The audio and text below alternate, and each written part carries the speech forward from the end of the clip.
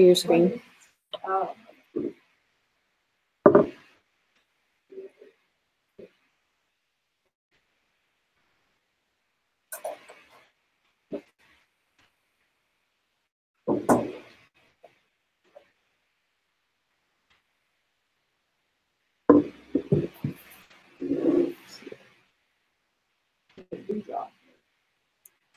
There you go. So, I don't have a name for the app yet, but the main purpose of the app is basically an app that gives product recommendations and tutorials to people who are trying to embrace their natural hair. So people with naturally curly hair, kind of gives them a place to track their hair care, find new styles and products, and share their process with others. So this is an app that's for men and women who spend hours online researching products and tutorials for their natural hair. It can be time consuming, so this kind of puts it in an organized place and builds a community around this kind of lifestyle. Yeah, it's for men and women who have natural hair that's not straight. The age range is 15 and up with like a minimum wage income, and it's not gender specific. So the competitors that I found in the App Store is one called Hair Journal, which is basically an app that lets you kind of put in your hair type, say what products you use, how you take care of your hair, maybe the growth and all like the health of your hair. So let's track that, which I like. But I feel like the app lacks community and a database of products that you can research or order. The next app that I found was called Past Beauty, which I thought was interesting. It will tell you the weather forecast for the day or the next few days, and based on the information you put in for your hair and the products you use, it can tell you like, how it will affect your hair. But it also lacks community and it needs a wider range of products, and I feel like the visual design could be worked on. And the last app that I found was called Think Dirty, which is an app that basically tells you the ingredients that are in different beauty products. They don't just do hair, I think they expand it to other like cleaning products, but it basically tells you what the ingredients are, and it's to promote more organic products. But this has community because people can leave reviews, but it doesn't have a specific gear towards hair care. So the reason this app would be different from these is it combines all these different elements from the apps. It has tutorials that will be separated between beginners and advanced users and be put under specific categories. It'll let you have personal profiles, and it'll let you contribute to the community through question and answering and form. And usually these hair apps are geared towards women, but this app wants to be not gender specific. The look and feel that I want from the app is to be modern, bright, and colorful. It should be exciting to open and interactive. And just what I think of like the animations and interactions with the app, it should be round shapes and like bouncy animations like curly hair. But I do not have a logo yet. And as for the flow chart, let me see if you can see this better. But you have your home page, you have a sign up or login option. So when you log in, you'll be able to look at your journal, which will have your public profile, or tell you the weather forecast and how it will affect your hair. And then here you can either look at the entries you made about your hair previously, or you can make a new post. Then you can look at a list of products. You can look at a list of styles, which will be the tutorials, or you can look at the community aspect, which will either be a question and answer where someone can ask a question about a certain hairstyle and then people can answer it, or you can look at what people post about their hair. That's all. Cool. You're making good progress. What do you guys think? Yeah. I mean, to me, there's like a movement toward who is looking. I'm so jealous. And I had a friend who instantly straightened her hair. Oh, that's crazy. She has a flat iron and she dried it. And it was the most beautiful rings. Somebody along the way called not. My sister-in-law has curly hair, and every time I see her, she's like, do you have any new products that you're using? I'm like, I don't know. I mean, she's like, here's my new system.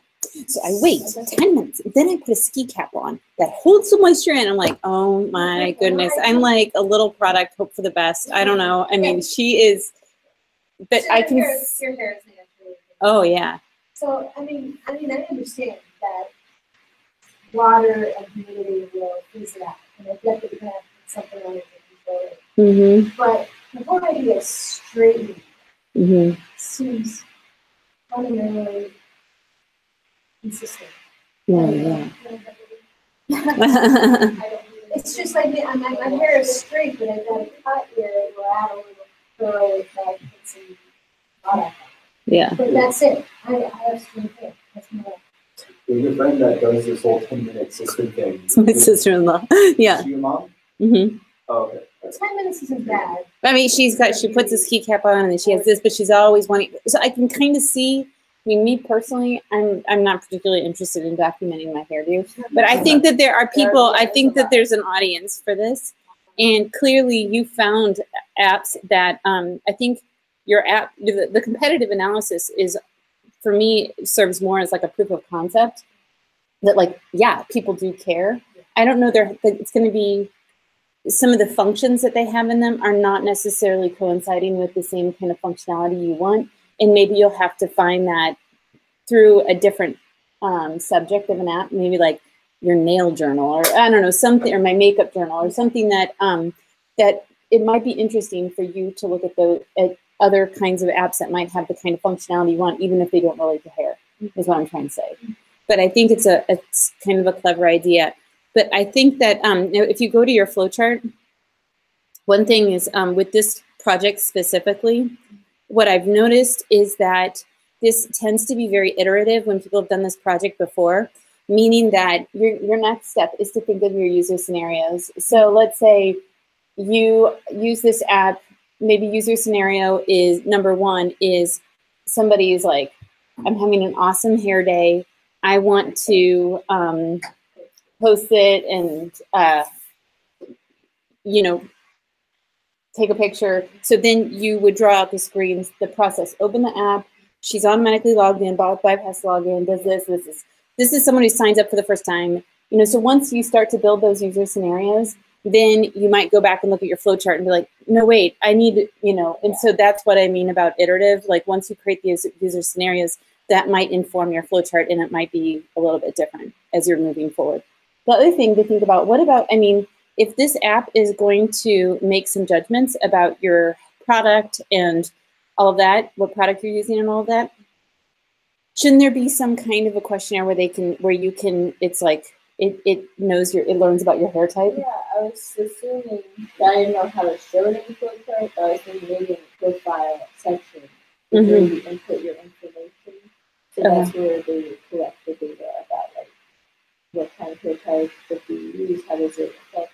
So like the questionnaire could be inside of the profile. Okay. And then that data is stored in the app, which you hope to put together with forecast. Right. How it will affect your hair. So I feel like the profile will ask you like the hair type, the product you use. Okay, so you might need to add some more detail about creating the profile and all of that kind of stuff there.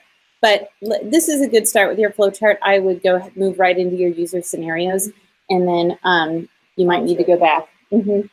I always feel like too, there should be like on the app, an option to take a picture of your pregnancy.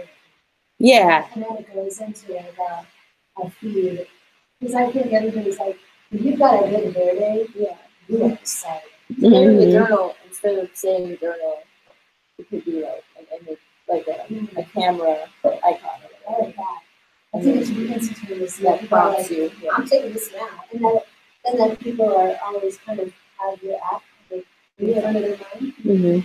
And it could be, you could also have bad hair days too, and with that sense of community. That would be really funny. Right. Yeah. Take a picture of it. There's like, the empathy of like, oh my God, I know that feeling. It is raining and there's like, Yeah, so maybe instead of like journal, say like update, maybe like the camera.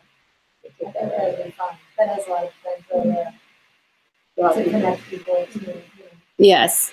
Hey, James, you have any comments over there? No. No? I don't think you're going to use this app. Well, I was hoping there's a beard section. A beard, yeah. There you go. There's your idea. I would be interested in beard section. Yeah, yeah. It's not gender specific. I would like to know what my beard is going to do in the weather today. No, they just need The beard. beard's curl. That's so I'm funny. asking you if your beard is too curly. Yes. It is? Yes, it is. It gets too curly. That's something. If, That's I hilarious. let it grow too long. Maybe that's your app idea. Yeah, I'll just rip off the fur wrap. It's fine. Sounds Make it kind about of beards. It's like it, There could be a gender selection or something. Well, there are women with beards. In the I don't sign think up. it would be a gender selection. It would be like Or like, facial hair versus yeah, top of head. yeah, facial hair. Or, Okay, we got to move on. Good start. Keep rolling. This is great. James, do you have something to present? Because I want to go to you. I do. I don't have anything to actually show. I have an idea. Okay, you want to kick over to him? Will you drive from up there? Okay. I mean, I have my notes that I could read along with, but my mental capacity is 100% full right now. I'm at my house because they're fixing all my flooding in my basement. Oh. So I literally woke up and thought of the best idea to make a bunch of money, but it is the most shameful idea that I think I could come up with. So it doesn't involve pornography or anything like that. But so my idea is this, and I'm still defining it, but basically, I'll read the tagline here. An app where users get paid to create and share their advertisements for companies who have opted in. So the idea behind this is you give the user the ability to make advertisements, and it'd be very simple. It'd be a very easy template with backgrounds, text boxes, links, things like that, and the ability to take your own pictures. And basically, when you develop this ad, however you want it to look, you would get the assets that are needed to make that from the company that opts in. So let's just use an example. Let's say there's a local restaurant that says, yes, we are going to pay you to allow people to advertise for us using this app. And so they give us their logo, they give us their slogan and everything like that. Now the user has a chance to make a little bit of money. They can make this app, and then it's all embedded code. And then they can embed it wherever they want. They can share it on their Facebook site. They can share it on any of the social media sites. And then what will happen is they get royalty based on, if people view the ad, if they click on it, and if there's any convergence going on. Say they go to that restaurant because of your ad. You get different percentages of royalties based on that. The other reason I think this is so powerful is that with everything going on with Facebook and these advertisements that are being shown and everybody's looking at you, this would give the profile user of Facebook the ability to say, I'm going to make my own ads. I don't have to worry about this anymore. I'm going to make my own ads. I'm going to put them on my Facebook profile, and I'm going to get paid for it. And I say it's shameful because we're already hit with so much advertising that this would promote even more. And then second of all, I'm basically killing my own job of working in an advertising agency. But I could see how when people create their own memes, they create their own user-made stuff anyway. This is a way to, one, there's an incentive that they're going to get paid for it. And two, it may prevent some of the ridiculousness out there and just make good ads. Now, granted, I have it in bold in my notes that there has to be some kind of control aspects of this. And my idea is that there will be algorithms that will look at the ad to look for derogatory content. And then on top of it, just as when you post a Facebook video or a Vimeo or a YouTube video, it takes maybe 2 to 3 minutes to review it. That's the kind of review that would have to happen with this advertisement. And again, these are only companies that opt into this app. But I can't, I don't know who would be interested in it. I don't know how many companies would want to do it. But I know there'd have to be some control mechanisms for that, because I'm sure they wouldn't want the wrong things being said about their company, because this could be a PR nightmare. But Right. that's why you have terms of agreement. You have all these things that your advertisement can be taken out just like that. You're not going to make any money, yada, yada, yada. To keep that from happening, the derogatory things, that's the money incentive. You won't get paid. And I'm talking very small royalties. I'm talking cents on the dollar. I'm talking like, my wife uses Ibotta. Ibotta is this weird app that I've never used. And basically, she brings the receipts home from a grocery store and she looks through them and she compares them to these Ibotta products. And if the product that you bought is on your receipt, you get to claim it on your app and you get paid for buying that product. How? I have no idea. I've never dove into why she gets money off of this, but she literally gets cents on the dollar for it. But when she does this weekly based off of 4 or 5 receipts, the next thing you know, she's got $25 in her pocket, maybe based off of 5 receipts. It's very interesting. So I'm talking very little royalties, but there's incentive there to really work hard at your advertisements to make even more. That's fine. I think it's an interesting idea. I think that that like once you start to put it on paper, you'll be able to, people will be able to see it, and you'll be able to get more reaction from it, as to why it would work, why it wouldn't work, or it's a lot like this or a lot like that. If something like Ibotta, if the financial structure of that works, I can't see why yours would not work. Yeah, I don't, like I said, I literally came up with it this morning. I finally had a chance to think about it. I don't 100% like the idea, but I foresee that it could make some money. Right. Well, Alex was just explaining that it's a virtual coupon after the fact. It's kind of an interesting idea. It's an interesting idea for I was just thinking about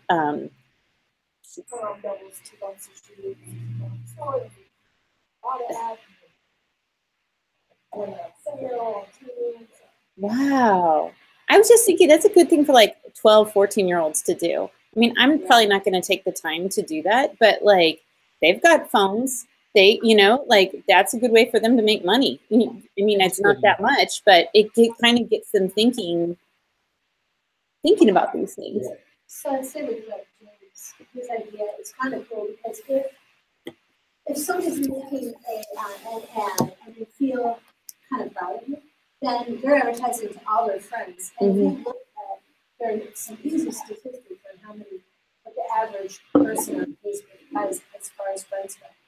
So it's kind of an easy selling thing to the advertiser, as long as they can maintain some sort of control over the way the ad ends up looking. And that is going to be one of the caveats. Well, maybe the company controls what templates available. If you want to advertise for Petco or whatever, here are the images you can use. You can combine them in any way, but you've got to.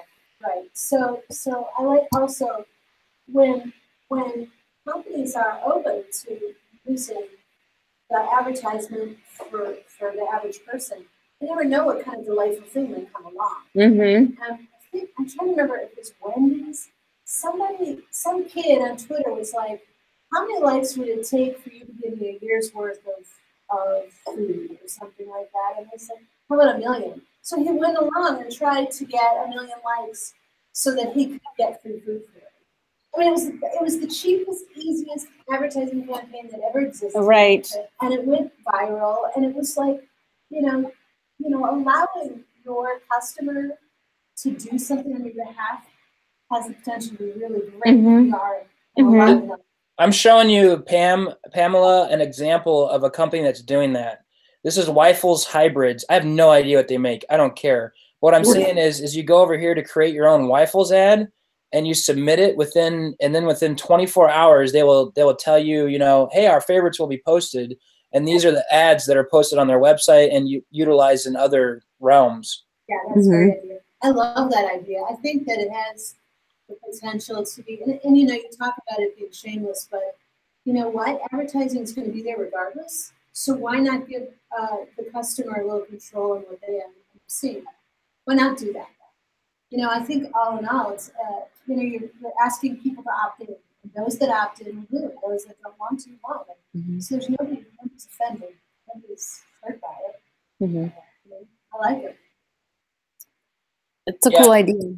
I guess I'll wrap my head around it, because the reason I like it so much is, let me turn my screen share off here, but I don't know how to turn it off. Oh, there you go. The reason I like it so much is so the developer of this app would have royalties off not only the company actually going to buy space on your app, but also the user coming from the other direction, because you get percentages off of users. There might be more than that. So yeah. Yeah. So nobody steal my idea. I'm glad this is recorded, because I'm going to make some money off of this if I take it, if I decide that I actually don't think it's shameful. It isn't. I don't think so. It's a business idea. Right. Like we've said, everyone's opinion. So I like it. I like it. I just think the simplicity of the ability of the app to turn it into code, because even when I'm on Webster Canvas, when you're replying to discussions, there's easily a button to push to embed code. And it's like that on everything. It's like that on Facebook. It's like that on YouTube. So if you have that little snippet of code, you could share this thing anywhere. You've just taken you could advertise. I could advertise on the Webster Canvas if I wanted to, with one of those shameful advertisements that I make. Right. Right. That's my pitch. No, it's a great idea. If you're, I think it's a perfectly good idea, and if you're on board with it, then kind of start to rough it out. Think about how this would work. Sure. Actually, there aren't going to be that many functions in the app itself. No. I know. What's complicated about it is the relationship, the sorting all of that out. And maybe your user scenarios have to do with a sponsor, but if you're an advertiser, you might be kind of drawing up different user scenarios of different types of people who would be using it. Sure. Do you know what I mean? Yeah. To me, the hardest part is the business owner approving the ad. Mm-hmm. And you're I'm gonna have to give them that control. Yeah. And I would. Yeah. I would want to do it. So they'll have to have probably a designated person, or too much time will lapse. Right. Well, I think that there aren't some social media platforms. They screen some of this stuff, don't they? It depends. Yes. Yeah. That's another thing. I'm not sure how that works. Is Facebook going to say we want you to pay for our advertising in order to do this? It gets a little complex with that piece. It's kind of beating Facebook at their system, because it's like, and they will put a stop to that. You think? Or they buy me. Advertising on Facebook for free. It's if you wanted to go to being sponsored ads or whatever. Right. Yeah. Right. If they're I'm wondering if you were a huge conglomerate, if that would be true. I don't know. As an individual, I think that's right. But as an individual, you're posting an image you created. Yeah. Whether it has to do with, promoting like my kid's birthday party or a company, I don't know. Yeah, I think I do foresee these ads as, so the different formats that this app will produce for you would be specifically Facebook ad. And it can do a YouTube ad. It can do all these ads that you could utilize whatever platform you wanted. And yes, it would beat Facebook out of its own program, which is why I want Facebook to see it, love it, and buy it from me. I like it. All right, we got to move on. Keep working on this idea. I like it. Thanks. Who else? Jaleesa, you have stuff. Pamela has stuff. Alex, yes or no? I just have talking. Okay. All right. Allie. Okay. No, not today. Nick? Not today. Okay. So, should we go? Let's go around. Alex? Okay. Pamela? Okay. So, I want to go back to the interactive. Oh, okay. Over at the Science Center or wherever. So, originally my thought is that, I'm going to be able to, a child can say their name and it would be developed into a song. Yeah. So I got way deeper and bigger on it. And so here's the story, is that this is going to be an interactive display on frequency and the concept of sound. So we're going to visualize sound is what we're going to do. Right. So Tesla came up with a plate. Anyone can make it. It's part of the open domain. And it just looks like a plate. And it has a connection. You might have seen this on YouTube. It has a connection to frequency. So you can turn it to a specific megahertz and pour sand on top. And then when the frequency is activated, the sand jumps, jiggles, and moves into a pattern. And every frequency has its own visual pattern. Mm-hmm. And so this concept would be an education on frequency, sound, energy, the fact that every single molecule has atoms that are moving all the time. We have constant perpetual wavelengths flowing through the air at any given moment. Mm-hmm. And then I'd like to have kids be able to choose a frequency and see what the visual is. There'd be literally no plates. Mm-hmm. It would be all digitally recorded. So everything would be digital at this point. And then they can record their name and see it visually on a screen. And then you can change the frequency of the name to see what it looks like as it's moving. So this has been a thing for me because back in the day when I first started singing, I was working at this shady hotel in a house band. And one night, what were you doing? I was singing. Yeah, the women were doing other things. Yeah. So there was a hotel across the street that paid by the hour. So anyway, it was an interesting place. Mm-hmm. And so one night I get there and one of my bandmates is like, look around, what is going on? Everyone's doing sign language. I'm like, what is going on? So back a while ago, the Bowling Hall of Fame was in St. Louis. And people... Isn't it? It's still. I think it moved. Okay. Yeah. So I found a better city. So this was an international convention of deaf bowlers. Wow. And I, right then and there, I'm thinking, well, what I'm doing has literally no value to these people. Mm-hmm. And it's a really weird feeling to devote your whole life to something and then find a whole group of people that can experience it in any way, shape, or form. So my goal that night was, so they were paying attention to the beat and they wanted to participate and they were like, they liked the way I looked, they liked that, so they were engaged with me. But what I did was I found the most gregarious woman there who was just, flirting and chatting with everybody. And I asked her to come up and do sign language with me so that I could bring them into my world. And, and it worked out pretty well. She was a bit drunk. But Have you seen that interpreter who is signing a hip hop concert? No. Oh my goodness. She kills me. It is so funny. I mean, because she's into it. Yeah. And she is, it's like, she's like doing a dance. I mean, she is just, it's pretty remarkable. But I've never lost that understanding that I need to figure out how to draw people into a visual experience. Right. Right. Well, I think the concept of frequency, getting it back to, get a learning experience. I think the concept of frequency is a little bit tricky to wrap your head around, especially. I would try to simplify it. But I mean, just like the fact that here's what I know about frequency: the more ups and downs in a given amount of time, the higher the frequency. Right. And if there's fewer ups and downs in a certain amount of time, then it's a lower frequency. But what if you could talk and then based on where you moved your hand, you could raise and lower the frequency dynamically, or something that was just sort of educational, but more on the level of experiential? Yeah, I mean, there's obviously some, this is not an easy thing to convey, to visualize sound. But there are ways, and I think the bottom line is to make it so that it is interactive. So someone's moods, maybe it's hand, doubt it, but it's probably going to be vocal, clapping, drumming, something where it's a sound that the child makes and then it's visualized on the screen. Right.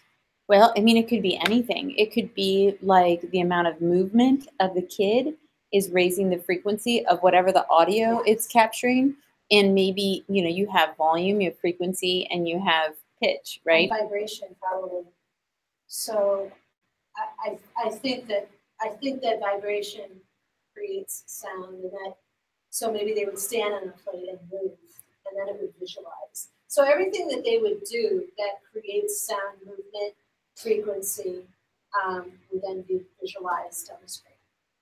And then, of course, there'd be teaching them, a discussion, a simple understanding of wavelengths, because waves are all over everywhere. I mean, obviously, there's waves in the ocean. You can, and there's an artist, a musician who's, I'm not sure I believe the video. I'll have to, I think he's made it more beautiful, but he's like got a pool of still water, and then he hits the drum, and then it vibrates and it creates ripples. And then he's got his bass drum is supposedly interrupting the flow of the water with these actual like angular movements. So anyway, the point is that the interruption of a wave can be visually very beautiful. Right. I think you could visualize this in a lot of different ways. I would start though, because this assignment is specifically supposed to be educational. Right.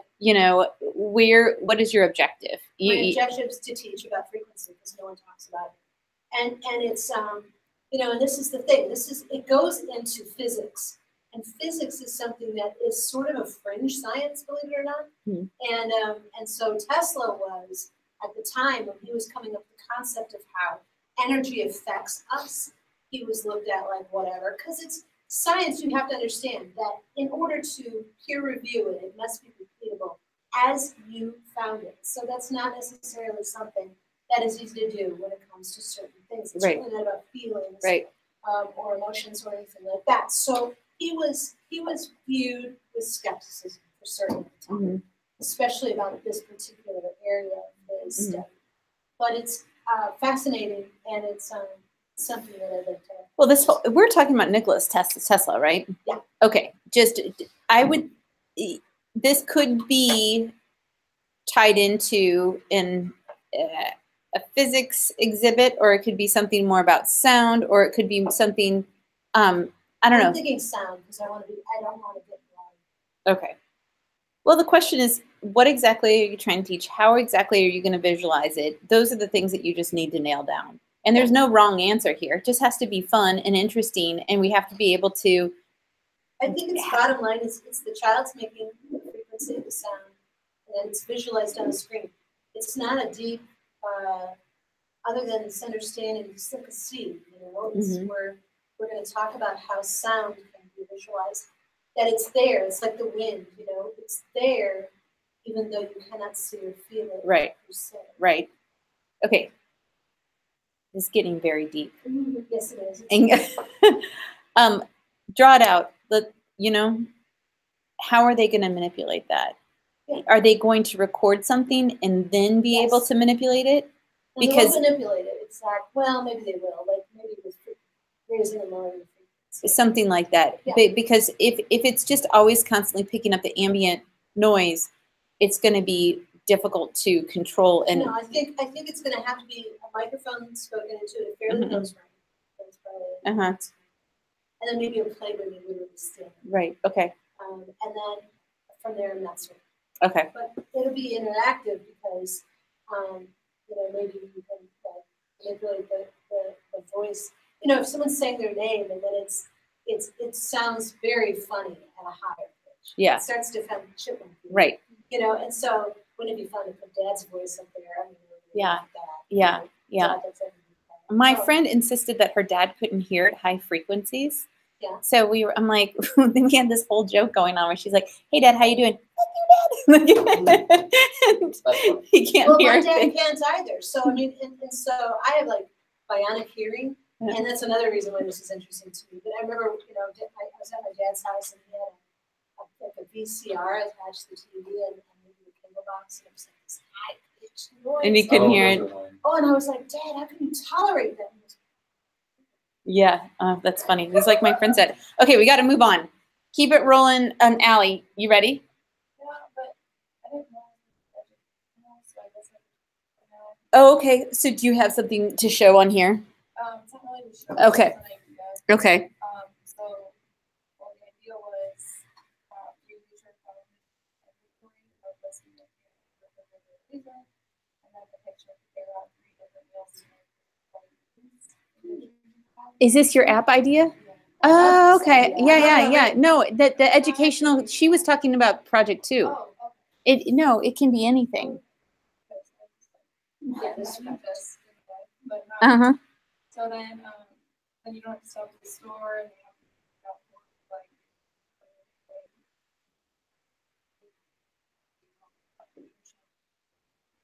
Right. I would just keep it very, very, very, very simple. You know, it's so funny because when I was in graduate school, that was one of my big projects, the reverse cookbook. And it was, and now since then, if you go to All Recipes or some of the sites, you can put in specific ingredients. But I think, don't know if there's a lot, mm-hmm, I think maybe yeah, like figure out, I don't know about the whole thing, like a little more what's in there, but like a section. yeah, Yeah, or maybe there's even like, there's assumptions, like I know that I have milk, eggs, flour, butter. Maybe that, knowing that you absolutely have those already without having to take care of them. Yeah. And then the ancillary things that might make it better. or you could say, like, when you're searching, there could be different options, like only these ingredients, ask me for a few other ingredients, what you're trying to make. Yours is going to get tricky with the different user scenarios. So I have like a tablet that's like I have this and Mm-hmm. and then it says like Mm-hmm. Right. And I know this is like a off topic and maybe not totally, but if there was a really good app that helps meal plan, I would be so down for that. Because I don't think there are any really good. So like if I say no wheat, or no grains or whatever, then it would help me create meals that. There's just some things that's just like, it's so unappealing to me. You know, it's like, do you look through like a magazine, a cooking magazine, and you're like, maybe two things I'm like, I would actually make. The rest, it's like, too much effort, or like, Well, that's for sure. you know. I agree with that. And because, at some point, it's like you're hungry. Now it's going to take an hour to make this. Yeah. Or 45 minutes to make this. No, Right. I'm going to eat now. I'm Yeah. hungry. Right. Well, Oh, God. yeah. And how is it that nobody in the house helps you wash this thing? Why is Don't even get me started. that?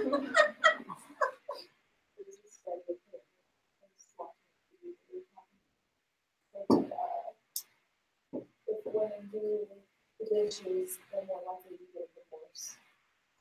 Yeah, it's true. I can attest to. I can totally. Huh. That's interesting. Because of the dishes. So funny. Okay, well, we got to keep moving. I don't want to. Jaleesa and Alex, you still need to present. You have to go, Jaleesa? Yeah. Okay, go ahead, Jaleesa. Let me pull you up right here. Hey, oh, driver, you got it. Okay. So apparently on the third grade playground, my son's friends, they got married. And he was the judge. And he's like, so I'm in charge of the divorcement. And we're like, the divorcement? What's a divorcement? A divorcement. Because they don't want to be married. I'm in charge of the divorcement. We're like, okay. Is that Tommy? Yeah. Wait, already? I know, it's a short relationship. Tommy gonna be a lawyer? I said, well, really, you're in charge of the divorcement? Why? Well, Brody was cheating on her. Oh my goodness, what a drama. Man. We asked him, is he married to anybody? He said, no, I'm the judge. Okay, whatever.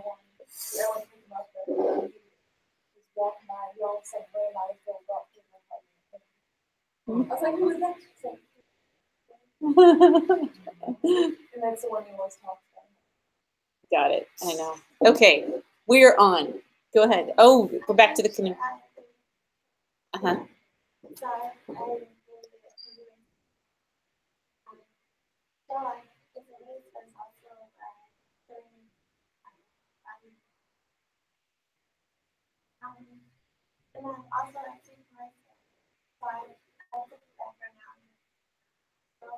Uh-huh.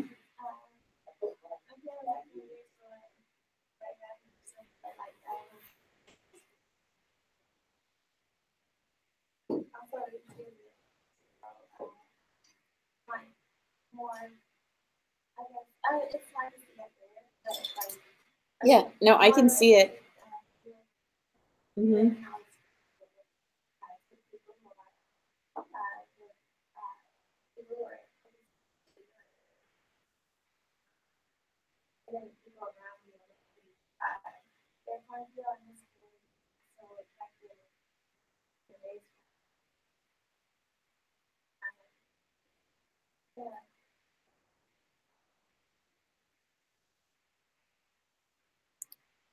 Do you guys have any comments? What do you think compared to last week, if you guys saw it last week? You should see, you can see kind of people down here if you look at it on the screen, on our screen. Yeah. There's a lot more straightforward as, yeah, I like how you like you said, it'll jump between team 1 and team 2 through the point of view and you see where they actually are. So they kind of get the tour of the river to the children. This is also good for like if you're dealing with like a big group and you're like not sure where one of your people is or something, and you want to be like, oh crap, where are they? Are they still there somewhere? Did something happen to them? No, but this is an exhibit. Oh, it's an exhibit. Oh, I thought it was like actually No, a race. no, no. Yeah, I was thinking too, these two screens. It might be nice to have those people kind of part of the experience, even though you kind of got them separated, like at least initially you had them separated in the hallway. I think engaging them means that they're more likely to be the next in line to be part of the experience. Yeah. So I'm thinking that that maybe that would be nice to have. Maybe it doesn't have to be completely closed off. Or have a place. It's the open space that people can do. This is of the area that the artists have built off by recycling. Jalisa, I have some very quick comments for you. Can you go back to the beginning? Okay, I'm not really looking at this too much, but keep going down, keep going. I think your sketch is fine. It's a little bit rough, but I think you do a good job of getting that information across. I think it's fine. And then go ahead, keep going. I think where you have an opportunity to make this stronger, go down a little bit to this visualization right here.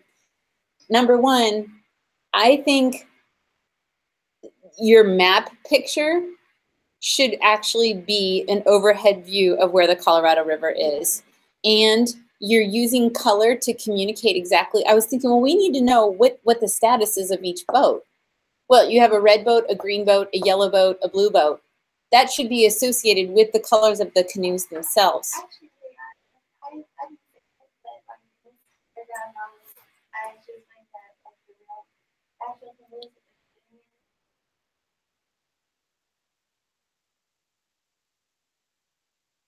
I got to catch up with him. Sorry, I forgot your book.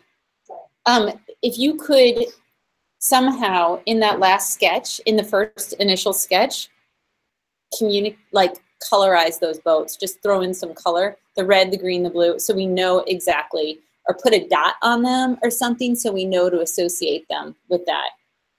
And then how are you going to control, I guess the idea, if you were selling this to a museum, it could be any river, right? But it's the Colorado River for the westward expansion exhibit or something like that. I mean, like, I wanted to be really consistent. So, on the right screen, whatever it is it would show like the. Okay. And then your canoe racing tours, that particular, it feels like it needs to be bigger and more stylized. Just the canoe racing tours along the top. Yeah, right there. Yeah, yeah. It feels like that's some signage and it doesn't look like signage. So, do you know what I mean? Yeah, I was, I'm still trying to look at. Yeah, big improvement from last week. I would just do a few minor tweaks and be done with it. I think it's a great idea. Alex, do we want to talk about your project real quick? Yeah, it was just an idea for the next project. I was thinking about having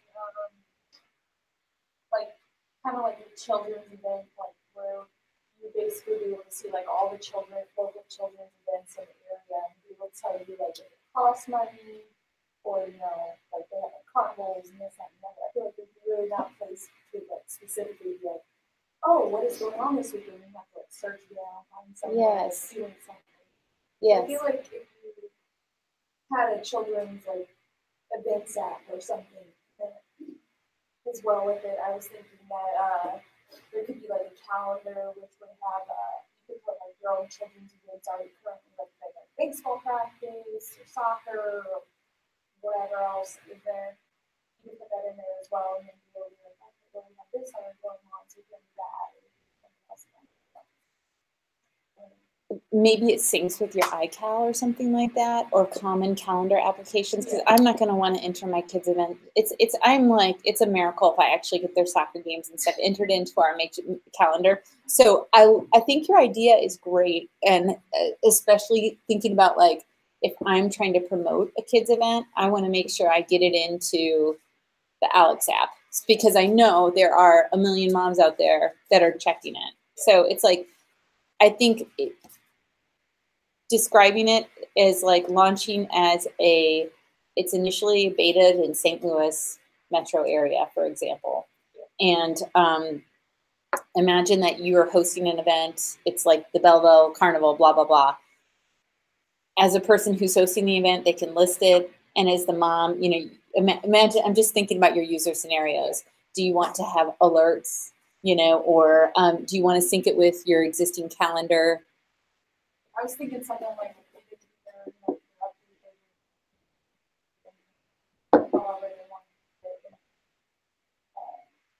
just thinking maybe like giving alerts to something local and say like that something that weekend and if something comes up or something suddenly adds something. Yes. Yeah. Yeah. I think it's a great idea. Right. But think about like, I only want to know about events that are within a 10-mile radius, or I'm open, you know, think about some of the preferences that the user could set.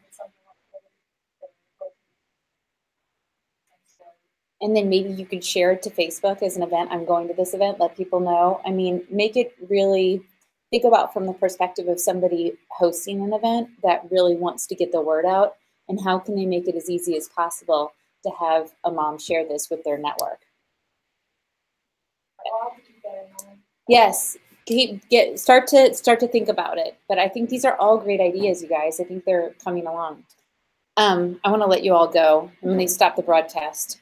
Well, actually, I have an idea for my project. Yeah. Are we talking? Which one are we talking about? Project 2. Okay, the exhibit. Yeah, the exhibit. Okay. This is probably going to end up being more like an educational research program. But I just watched this video about how crazy it gets if a black hole is spinning and if you're near it. And I was thinking it'd be cool if there was like some sort of ride or something that had you experience what it was like when you were that close to a spinning black hole, and how everything around you doesn't really seem to move right. And then like maybe there'd be like some sort of something like explaining to you what's going on.